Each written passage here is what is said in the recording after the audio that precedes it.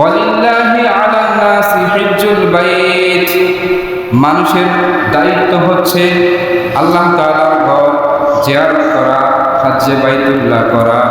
আল্লাহ তাআলা এতটুকু বলে শেষ করেন নাই, আল্লাহ তাআলা জানিয়ে দেন মান ইসতাতা ইলাইহি সাবিলা। তবে সবার জন্য নয়, সবার জন্য নয়, যাকে আল্লাহ তাআলা সে পর্যন্ত যাওয়ার তৌফিক দিয়েছেন, সামর্থ্য দিয়েছেন, শুধু তার জন্য দায়িত্ব। সুবহানাল্লাহ। তাহলে সূরা আলে ইমরানের ৯৭ নম্বর আয়াত থেকে কি বোঝা গেল? যে আল্লাহর ঘর হজ্জে বাইতুল্লাহ করা ফরজ, তবে সবার জন্য নয়, সবার জন্য নয়, যাদেরকে আল্লাহ তাআলা সামর্থ্য দিয়েছেন তাদের জন্য শুধু ফরজ। সুবহানাল্লাহ। আল্লাহ তাআলা বলেন ওয়ামান কাফারা ফাইন্নাল্লাহা গনিয়্যুন আনিল আলামিন। খবরদার, জানিয়ে রাখো, যে নাকি অস্বীকার করবে, জানিয়ে রাখো আল্লাহ তাআলা দুনিয়ার সৃষ্টিকুলের প্রতি অমুখাপেক্ষী। আল্লাহ তাআলা দুনিয়ার কোন সৃষ্টির কাছে মুখাপেক্ষী নন। সাবধান করে দিলেন, যাদের উপর হজ ফরজ হওয়ার পরেও হজ করবে না তাদেরকে আল্লাহ তাআলা সতর্কবার্তা দিয়ে দিলেন, জানিয়ে রাখো তোমাদের প্রতি, তোমাদের কাছে আমি কিন্তু মুখাপেক্ষী নন। আমার হজ যদি পালন না করো, আমার হুকুম যদি না মানো, আমার পক্ষ থেকে কঠিন শাস্তির সতর্কবার্তা গ্রহণ করো। মুহতারাম হাজিরিন, এবার আমরা জানব হজ কি। হজের শাব্দিক অর্থ হচ্ছে ইরাদা করা, সংকল্প করা, ইচ্ছা পোষণ করা। পারিভাষিক অর্থে হজ হচ্ছে নির্দিষ্ট দিনের, নির্দিষ্ট মাসের, নির্দিষ্ট দিনের নির্দিষ্ট কিছু নিয়ম কানুন মেনে নির্দিষ্ট কিছু কাজ করাকে হজ বলে। সুবহানাল্লাহ। হজ আপনি সারা বছর করতে পারবেন না, নির্দিষ্ট মাসের, নির্দিষ্ট দিনের নির্দিষ্ট কিছু নিয়ম কানুন মেনে পালন করার নাম হচ্ছে হজ। মুহতারাম হাজিরিন, এবার আমরা হজের কাজ সম্পর্কে ধারণা নেই। হজের মধ্যে 3টি কাজ হচ্ছে ফরজ। 1 নম্বর হচ্ছে ইহরাম বাঁধা, 2 নম্বর হচ্ছে তাওয়াফ করা, 3 নম্বর হচ্ছে আরাফাতের ময়দানে অবস্থান করা। 3টা কাজ হজের মধ্যে ফরজ। এবার হজ 3 প্রকার। 1 নম্বর হচ্ছে হজ্জে ইফরাদ, 2 নম্বর হচ্ছে হজ্জে কিরান, 3 নম্বর হচ্ছে হজ্জে তামাত্তু। এই 3টা প্রকার হজ। মুহতারাম হাজিরিন, এবার আমরা জানব হজ কার উপর ফরজ। হজ ফরজ হওয়ার জন্য কিছু শর্ত রয়েছে। 1 নম্বর হচ্ছে হজ ফরজ হওয়ার জন্য ওই ব্যক্তিকে ঈমানদার হতে হবে, মুসলিম হতে হবে। কোনো বেঈমানের উপর তার টাকা পয়সা যত কিছু থাকুক না কেন, কখনো হজ ফরজ হবে না। 1 নম্বর হচ্ছে ঈমানদার হতে হবে। 2 নম্বর হচ্ছে প্রাপ্ত বয়স্ক হতে হবে, বালেগা হতে হবে। নাবালেগ শিশুর যতই টাকা পয়সা থাকুক, যতই ধন সম্পদ থাকুক, তার উপর হজ ফরজ হবে না। 3 নম্বর হচ্ছে বিবেকবান হতে হবে। টাকা পয়সাও আছে, ঈমানদারও বটে, কিন্তু লোকটা পাগল, অচেতন মাতা, তার উপর হজ ফরজ হবে না। 4 নম্বর হচ্ছে লোকটা স্বাধীন হতে হবে। লোকটা কোনো গোলাম, তার মনে হয়তো তাকে হজ করতে দেবে না, এজন্য আল্লাহ তাআলা বিধান সহজ করে দিয়েছেন, কোনো গোলামের উপর হজ ফরজ না। 5 নম্বর হচ্ছে শারীরিক সক্ষমতাও লাগবে। শুধু হজ ফরজ হয়েছে কিন্তু আপনার শারীরিক সক্ষমতা নাই, হজ করতে যাওয়ার মতো সেই শক্তি আপনার নাই, তাহলে আপনার উপর হজ ফরজ হবে না। 6 নম্বর হচ্ছে আর্থিক সক্ষমতা। হজ করতে যাওয়া এবং আসা পর্যন্ত যে খরচাদি প্রয়োজন, সেই খরচাদি যদি আপনার কাছে থাকে এবং হজ্জের সফরে থাকা অবস্থায় আপনার পরিবার পরিজনস্থ যারা রয়েছে তাদের খাবার দাবার অন্য অন্য যে উপকরণগুলো রয়েছে সেগুলোর যদি ব্যবস্থা থাকে, সেগুলোর যদি আর্থিক সক্ষমতা থাকে, তাহলে আপনার উপর হজ ফরজ হবে। আপনার যাওয়ার ক্ষমতা আছে, কিন্তু যাওয়ার পরে বাড়িতে যে খাবে আর্থিকভাবে সেই সক্ষমতা নাই, তাহলে হজ ফরজ হবে না। মুহতারাম হাজিরিন, সর্বশেষ হচ্ছে নারীদের জন্য যদি এই উপরোক্ত বিষয়গুলো থাকে, তারপরও হজ ফরজ হবে না যতক্ষণ পর্যন্ত তার সাথে যাওয়ার জন্য একজন মাহরম পুরুষ না পাওয়া যাবে। সুবহানাল্লাহ। আরেকটা মাসালা বুঝেন, এটা আহসানুল ফতোয়া 4 নম্বর খণ্ডের 516 নম্বর পৃষ্ঠায় এসেছে যে এমন কোনো ব্যক্তি তার নগদ কোনো টাকা নাই, কিন্তু সে পৈতৃকভাবে এত সম্পদ পেয়েছে, এত জায়গা জমিন পেয়েছে যে অঢেল সম্পদ, অনেক জায়গা জমিন। তো মাসআলা হচ্ছে, যদি তার যে সম্পত্তি, অনেক সম্পত্তি রয়েছে, এখান থেকে কিছু সম্পদ বিক্রি করে যদি সে হজ্জে বাইতুল্লাহ গিয়ে সফর শেষ করে আসতে পারে, পারিবারিক যে খরচাদি সেগুলো দিতে পারে, এবং এই হজের সফর শেষ করে এসে স্বাভাবিকভাবে জীবনযাপন করতে পারে, সুন্দরভাবে চলতে পারে, তাহলে ওই ব্যক্তির উপরও হজ ফরজ। কারণ আমাদের দেশে অনেক জমিদার আছে, হজ করে না, আছে কি না বলেন? বাবা দাদার অনেক সম্পত্তি পাইছে, ওই মনে করে আমার তো টাকা নাই, শুধু টাকা থাকলে হজ ফরজ হবে, কি বলেন? না, যদি আপনার কাছে এরকম সম্পদ থাকে, সম্পত্তি থাকে, আপনি পৈতৃকভাবে পেয়েছেন, দাদার ওয়ারিস সূত্রে পেয়েছেন, যেভাবেই পেয়েছেন, ওই সম্পদ বিক্রি করে যদি আপনি হজ্জে বাইতুল্লাহর সফর শেষ করে আসার পরেও আপনার স্বাভাবিক জীবনে আপনি চলতে পারেন, তাহলে আপনার উপর হজ ফরজ। মুহাম্মাদুর রাসূলুল্লাহ সাল্লাল্লাহু আলাইহি ওয়াসাল্লাম হাদিসে পাকের মধ্যে জানিয়ে দিয়েছেন, ও আমার উম্মতেরা শোনো, হজ যদি করো, হজের অনেক অনেক ফজিলত রয়েছে। সুবহানাল্লাহ। হজের অনেক অনেক ফজিলত রয়েছে। বুখারী শরীফের 26 নম্বর হাদিস এবং 1519 নম্বর হাদিস হযরত আবু হুরায়রা রাদিয়াল্লাহু তাআলা আনহু থেকে বর্ণিত। এই হাদিসের মধ্যে হজকে সর্বশ্রেষ্ঠ ইবাদত বলে ঘোষণা করা হয়েছে। সুবহানাল্লাহ।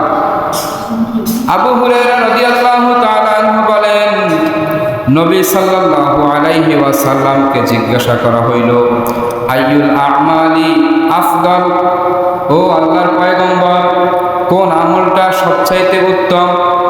আল্লাহ রাসূল সাল্লাল্লাহু আলাইহি ওয়াসাল্লাম বলেন, ঈমানুন বিল্লাহ, এক নাম্বার হচ্ছে আল্লাহ তাআলার উপর ঈমান আনা।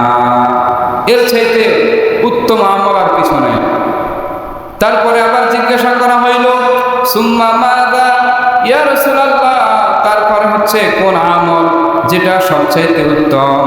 আল্লাহ রাসূল সাল্লাল্লাহু আলাইহি ওয়াসাল্লাম বলেন, আল জিহাদু ফি সাবিলিল্লাহ, 2 নম্বরে সবচাইতে উত্তম আমল হচ্ছে আল্লাহ তাআলার রাস্তায় জিহাদ করা। সুবহানাল্লাহ। আবু হুরায়রা রাদিয়াল্লাহু তাআলা আনহু বলেন, সুম্মা মাযা, তারপর আবার জিজ্ঞাসা করা হইল, ওগো আল্লাহর পয়গম্বর, এরপর কোন আমলটা আল্লাহ তাআলার কাছে সবচাইতে বেশি দামি? আল্লাহ রাসূল সাল্লাল্লাহু আলাইহি ওয়াসাল্লাম বলেন, হাজ্জুম মাবরুর, একটা হজ যেটা আল্লাহ তাআলা কবুল করেছেন, ওই হজটা হচ্ছে আল্লাহ তাআলার কাছে সবচাইতে দামি।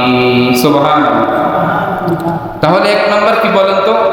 1 নম্বর হচ্ছে দামি আমল ঈমান আনা। কি আনা? ঈমান আনা। 2 নম্বর হচ্ছে আল জিহাদু ফি সাবিলিল্লাহ, আল্লাহ তাআলার রাস্তায় জিহাদ করা।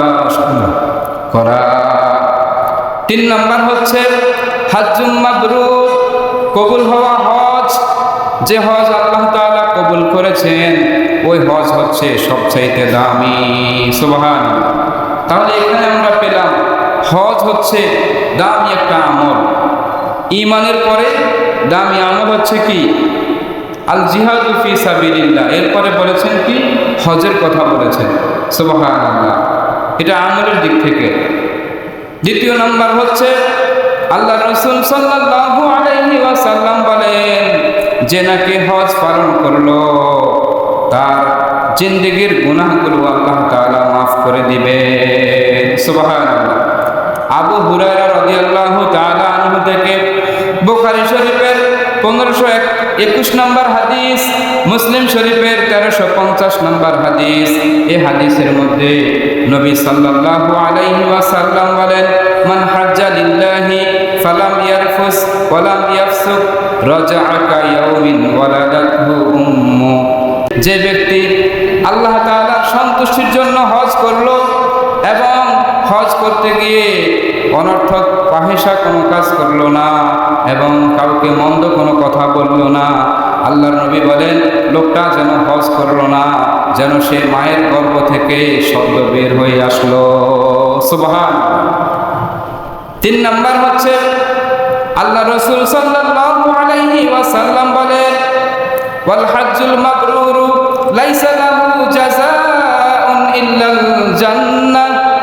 আল্লাহ রাসূল সাল্লাল্লাহু আলাইহি ওয়াসাল্লাম বলেন, যে নাকি একটা হজ করলো, কবুল হজ, যার হজটা আল্লাহ তাআলা কবুল করেছেন, আল্লাহর পয়গম্বর বলেন তার জন্য তার বিনিময় হচ্ছে সরাসরি জান্নাত। সুবহানাল্লাহ।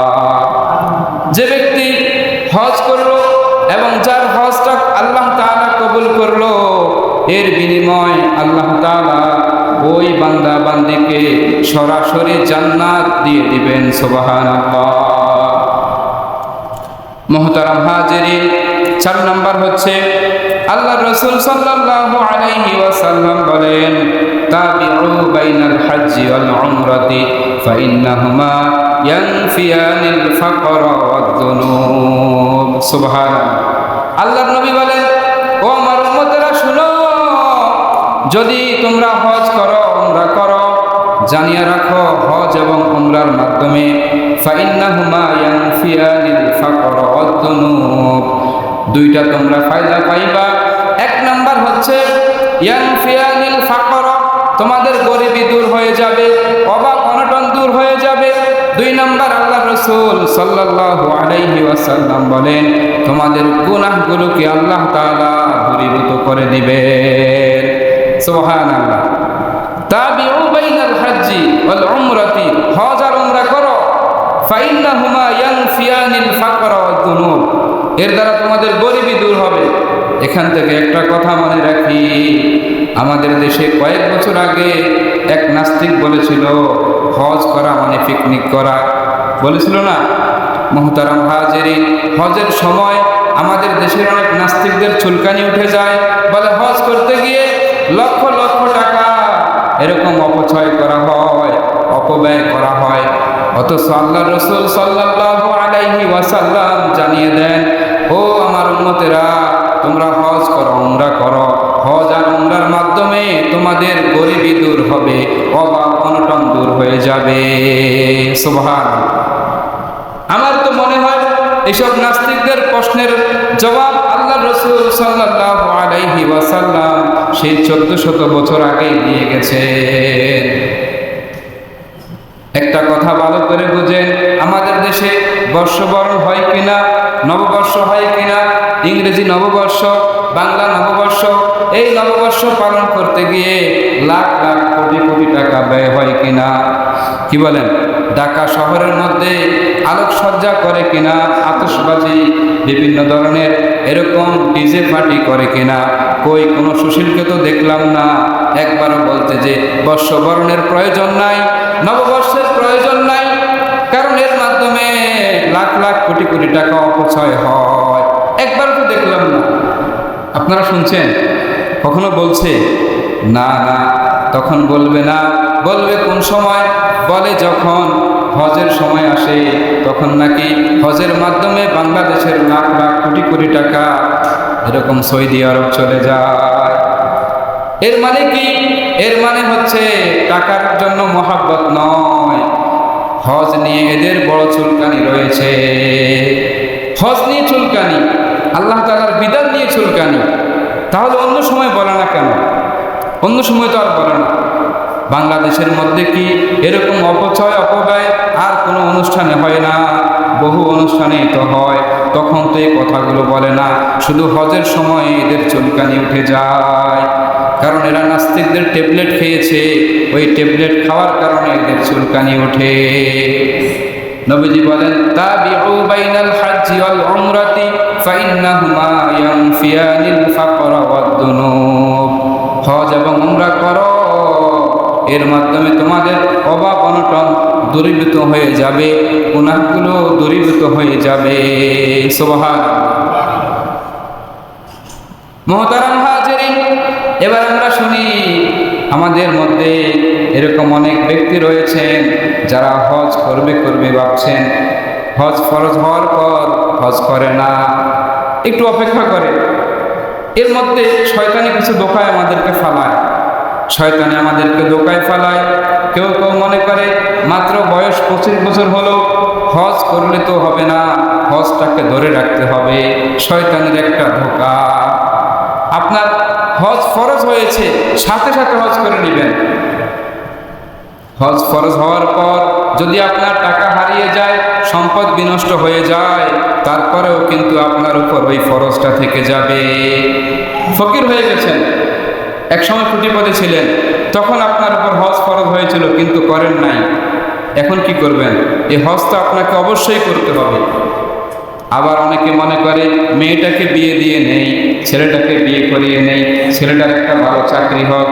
অনেকের অনেক চিন্তা, এই চিন্তা চেতনাগুলো আমাদের অন্তরের মধ্যে শয়তানে পুশ করে ঢুকিয়ে দেয়। অথচ আল্লাহ রাসূল বলেছেন, হজ ফরজ হলে সাথে সাথে তোমরা হজ করে নাও, বিলম্ব করিও না। এবার শুনেন, যারা হজ করে না, হজ না করে মারা যায়, আল্লাহর নবী তাদের ব্যাপারে মারাত্মকভাবে একটা ধমক দিয়েছেন। নবীজি বলেন, যার উপর হজ ফরজ হলো কিন্তু সে হজ করলো না, আল্লাহর নবী সাল্লাল্লাহু আলাইহি ওয়াসাল্লাম বলেন, ফালইয়ামুত ইনশাআ ইয়াহুদিয়্যা ওয়া ইনশাআ নাসরানিয়্যা। নবীজির অন্তরে উম্মতের প্রতি কত ভালোবাসা, কত মহাব্বত। নবীজি এখনো মদিনায় শুয়ে শুয়ে উম্মতের জন্য কান্না করেন। নবীজি কত কষ্ট করেছেন উম্মতকে দিন বোঝানোর জন্য, দিন শিখানোর জন্য। সেই নবী মনের দুঃখে বলতেছেন, শোনো, যাদের উপর হজ ফরজ হলো কিন্তু হজ করলো না, আমি নবী বললাম সে ইহুদি হয়ে মারা যাক, নাসারা হয়ে মারা যাক, আমি নবীর এতে বিন্দুমাত্র দুঃখ কষ্ট নাই। কত বড় ধমক আল্লাহ রাসূল দিয়েছেন।